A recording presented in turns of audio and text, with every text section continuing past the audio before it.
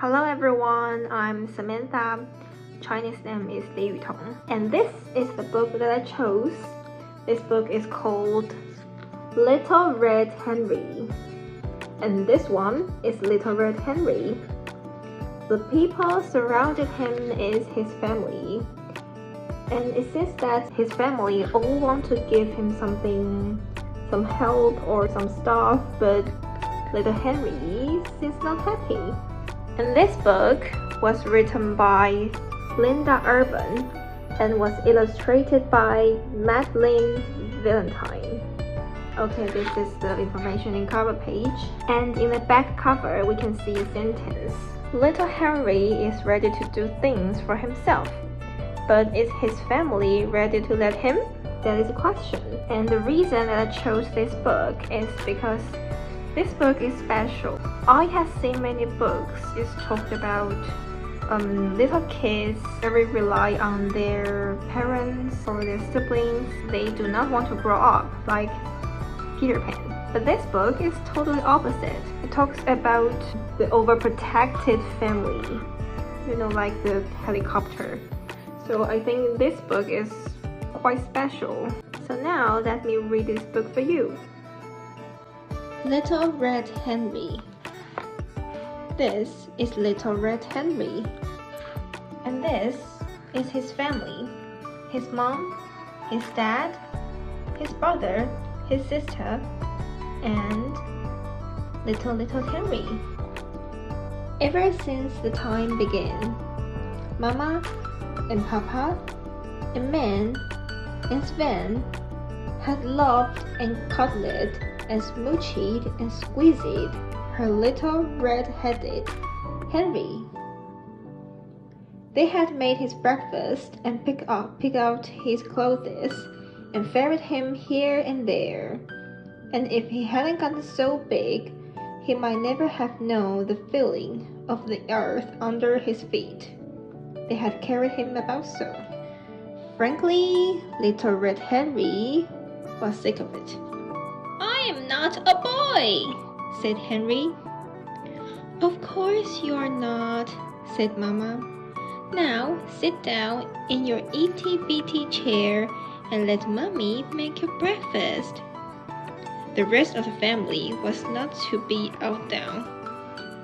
"Let me," said Papa. "Let me," said Man. Let me," said Sven. "No, thank you," said Henry. "I can do it myself." And he did. After breakfast, Mama swooped in low. "Let Mommy brush your widow toothbrush." The rest of the family raced to the bathroom, elbowing and calling dibs. "Let me," said Papa. "Let me," said Man. Let me," hollered Sven. "No, thank you," said Henry.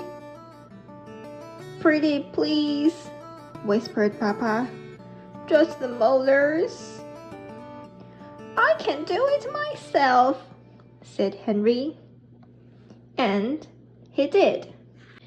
It seems like a good time to visit his friend, Gibson. Henry went to his bathroom to get dressed. As usual, his clothes had been laid out for the day. "I would prefer something else," said Henry. "Something sporty?" said Papa. "Something snuggly?" said Man. "Something snazzy?" said Sven. "I can choose them myself," said Henry. And he did. Henry headed next door to his friend Gibson's house. "Let me coach Gibson's granny and make arrangements," cried Mama. "Let me," said Papa. "Let me," said Man. Let me," said Sven. But Henry was already knocking with his own bare knuckles on Gibson's front door. "I can do it myself," he said. And He did. All day, Henry and Gibson played in Gibson's backyard.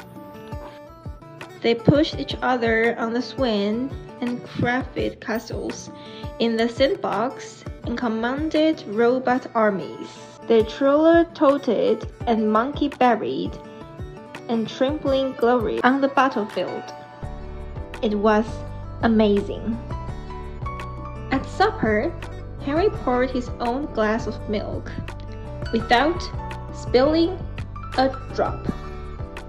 He cut his own lasagna and buttered his own bread and proudly devoured every detestable pea on his plate. The rest of the family had no appetite. They were listless, adrift, without Henry to do things for. They had no purpose. "What are we to do?" they asked one another. "What do you want to do?" asked Henry. "Well," said Mama. "There might," said Papa. "Be something," said Man and Sven. All evening long, Mama, Papa, Man, Sven, and Henry practiced and painted and tapped the typed. The wallpapered and scribbled the scratched. It grew very, very late. Henry went upstairs. He put on his pajamas all by himself. He brushed his teeth all by himself. He climbed into his bed all by himself. He was all by himself. Could somebody please tuck me in?" "Of course." "Let me," said Papa. "Let me," said Man. Let me," said Sven. "You can all tuck me in," said Henry. "Tonight, anyway." Mama and Papa and Man and Sven laughed and cuddled and snuggled and squeezed their little red-headed Henry. They fluffed up his pillows and tucked his covers and wished him sweet dreams and sang him a long lullaby, most of which he did not hear through his own soft snores. This is the end of the story. And in this story, we can see Henry's family want to help him a lot in daily life, but Henry is a bit tired of it. He always say, "I can do it myself." At the beginning, his family was a bit concerned. Finally, they found that he can really do things by himself, so they start getting released. I think the last plot is cute. Even if Henry can do things by himself, but sometimes he will still need someone to be with him.